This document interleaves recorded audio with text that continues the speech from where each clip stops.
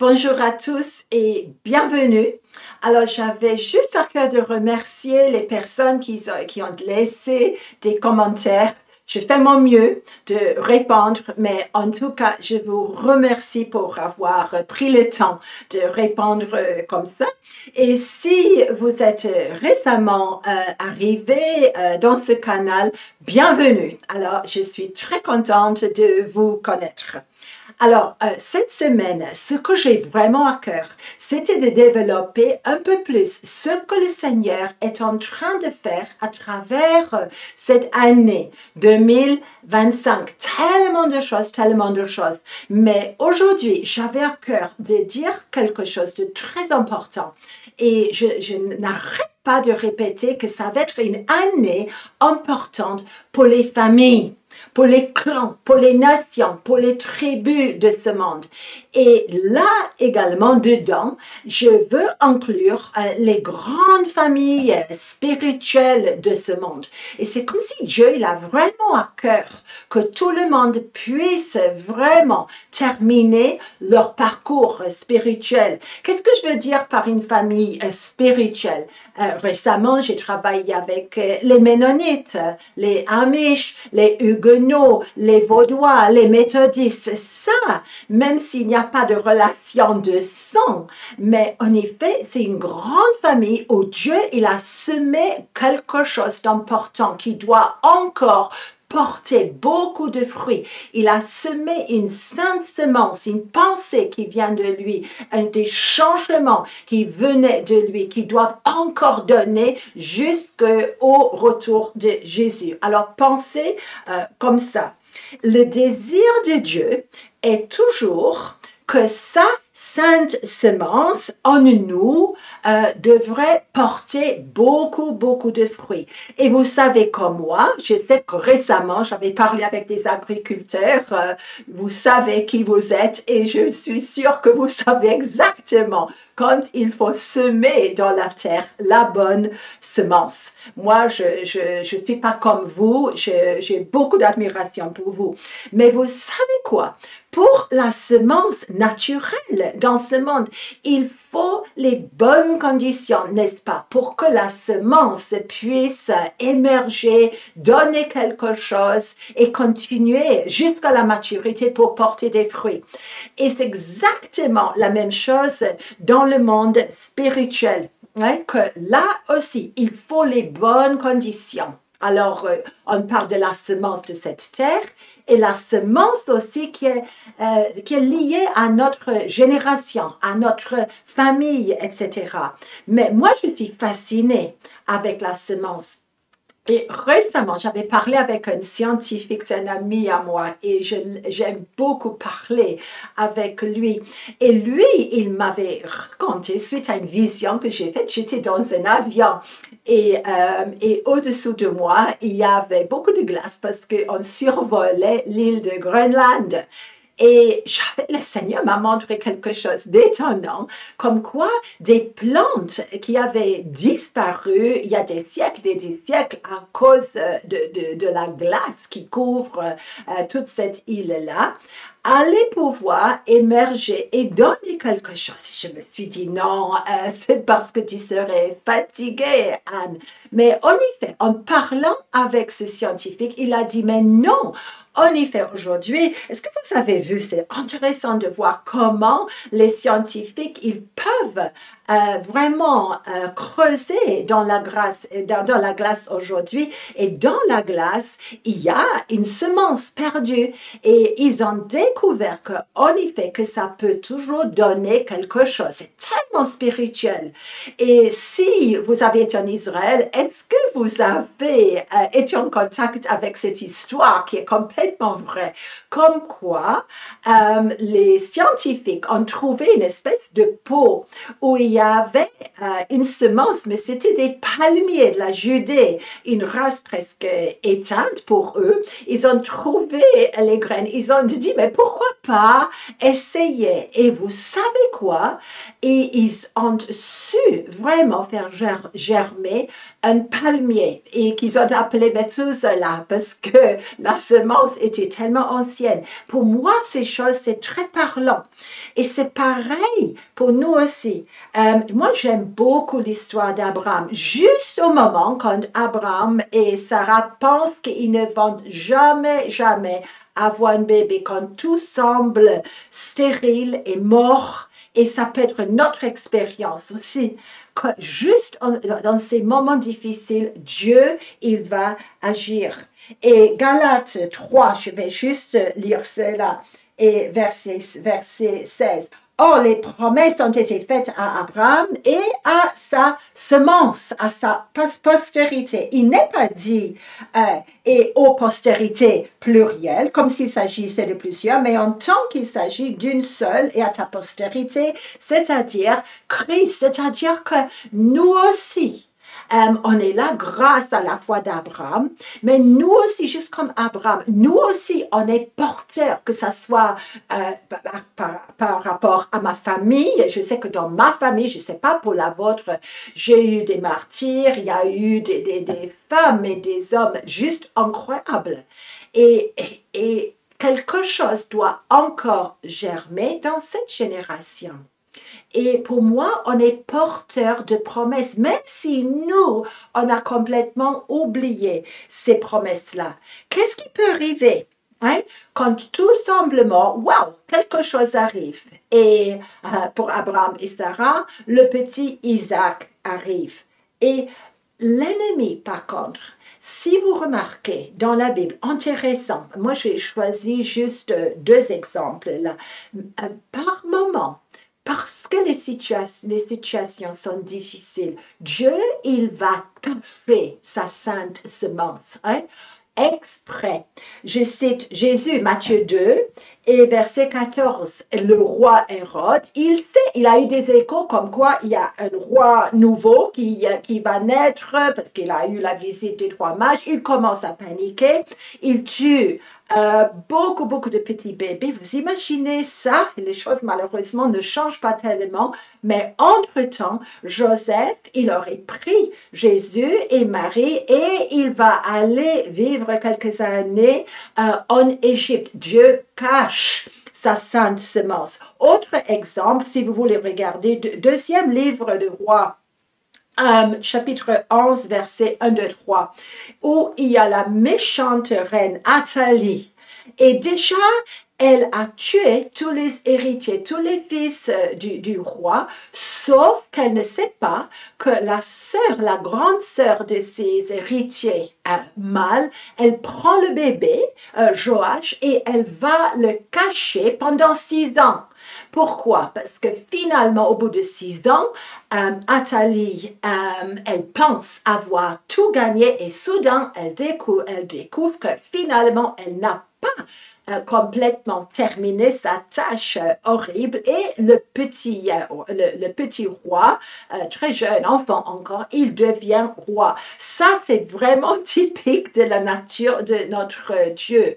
Il cache sa sainte semence. Et vous savez, quand vous êtes né, quand dans le ciel, Dieu a décidé que c'était la bonne saison pour vous et vous êtes né, vous êtes venu sur la terre et vous aussi, vous avez été porteur, vous avez été imprégné à quelque chose, une sainte semence de la part de Dieu dans votre génération.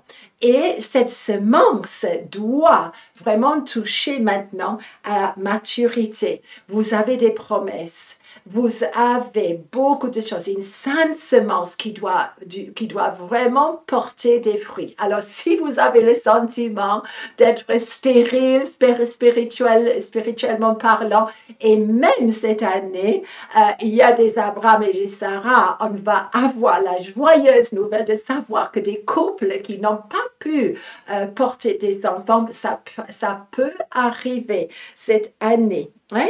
Et honnêtement, cette promesse, c'est oui et amen. Même si vous n'avez pas vu beaucoup de fruits, même si vous n'êtes pas au courant de ce qui a été semé dans les générations, Dieu, il n'oublie pas. Et l'ennemi, il essaie de tuer la sainte semence, il essaie de détruire complètement, ou il essaie de souiller, ou il essaie de vraiment, comment dire, faire des mélanges avec la semence méchante de ce monde. Et première épître à Pierre que j'aime énormément, chapitre 1, et versets 22 et 23. Vous pouvez lire le reste après, parce que ça vaut la peine. Ayant purifié vos âmes en obéissant à la vérité pour avoir un amour fraternel sincère, aimez-vous ardemment les uns les autres de tout votre cœur. Puisque vous avez été régénérés, non par une semence corruptible, mais par une semence incorruptible, par la parole vivante et permanente de Dieu. Alors, toute cette semence qui est là, qui est peut-être endormie pendant des générations, pendant des années dans ma vie, cachée dans une famille spirituelle, dans une nation quelconque, Dieu sait. Et quand le moment arrive, cette semence est vraiment régénérée. Quand nous, on est de nouveau et ça commence à porter du fruit vraiment dans la saison qu'il faut. Et vous savez, cette sainte semence ne peut pas être mélangée avec la semence de cette terre. Et est-ce que vous êtes au courant de ce verset? Je suis sûre que oui. Où c'est écrit qu'à la fin de l'âge, il y a un ordre donné à l'ange de vraiment commencer maintenant à prendre, à moissonner dans la terre. Et tout ce qui est beau de Dieu va émerger, tout ce qui est méchant va être brûlé. Et quand il y a des choses mélangées, pour nous aussi, j'ai deux exemples. Là, je commence avec Esdras 9 et verset 2. Vous vous souvenez, quand les exilés sont trouvés, et il est vraiment important de séparer. Ça nous semble un peu vraiment dur, mais en effet, les Juifs avaient reçu d'être séparés des autres nations à l'époque, dans le grand plan de Dieu. Mais en effet, ils n'ont pas fait ça.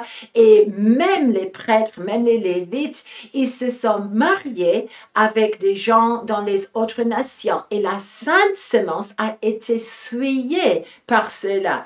Et bien sûr, Dieu, il a ordonné une séparation, pour nous triste, mais nécessaire. Et c'est le temps de séparation, pas dans le même sens aujourd'hui, mais quand même, on ne peut pas être marié avec la mauvaise semence de ce monde aujourd'hui. Genèse 6 et verset 1, il est question là des Néphilim. Je suis sûre que vous connaissez par cœur ces versets-là, où en effet, parce qu'il y a union interdite là, parce que les fils de Dieu ont vu les filles des hommes, et il y a eu vraiment union entre les deux. Ça produit une race qu'on appelle les géants, les Néphilim. Et Dieu, il avait interdit cela. Et il y a séparation. Et toute cette année, nous allons voir une séparation en nous. Ça arrive aussi en moi. Là où moi, toute la semence risque d'être souillée et suffoquée si ça commence à fleurir. Ce que j'ai compris, c'est que l'ennemi, lui, il va essayer de voir, de suffoquer, mais si nous, on veut bien obéir à Dieu, on va voir des choses vraiment incroyables venir à la lumière. Et préparez-vous pour de belles surprises. Même si cette année va être assez dure, il y a des choses qui vont émerger par l'action du Saint-Esprit, parce que c'est la bonne saison maintenant. Et ça va briller comme une lumière dans les ténèbres. Et je sais que ça va être une bénédiction pour nos familles, pour nos nations. Il y a une séparation, oui, mais tout ce que le Seigneur a promis va commencer à émerger. Pourquoi? Parce que peut-être c'est la dernière génération et c'est à nous. Peut-être si vous êtes comme moi, vous avez le sentiment, oui, peut-être ma vie, je regrette des choses. Peut-être je me sens stérile. Peut-être je ressens que j'aurais pu fructifier plus que ça. Mais dans la séparation, quand Dieu taille, il prépare vraiment des fleurs qui sont des choses vraiment énormes pour nous. Hein? Les familles spirituelles qui ont partiellement achevé leur appel vont maintenant passer à la deuxième étape pour la gloire du grand nom de Jésus. Et attendez-vous aussi à voir la nuée des témoins. Je sais, dans ma génération, il y a eu des femmes et des hommes juste formidables. Et je ne connais pas tout le monde, bien sûr, personne ne sait. Mais attendez-vous à voir une activité angélique, une nuée de témoins qui sont là pour nous encourager.